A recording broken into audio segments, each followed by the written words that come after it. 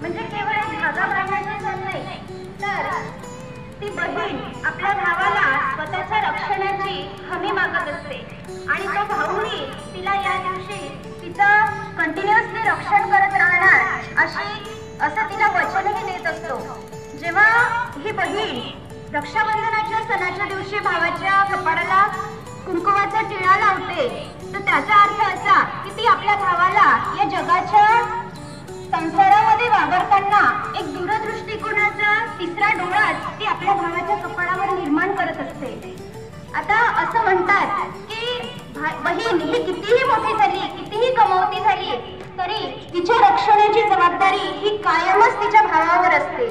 याचा अर्थ असा का की मग ती बहीण दुबळी आहे का? तर नाही, ती मुळीच दुबळी नाही, परंतु तिला तिच्या भावाच्या कर्तृत्वावर विश्वास आहे, हे या सणामधून आपल्याला गृहीत धरायचं आहे किंवा हा संदेश आपल्याला यातून मिळत असतो।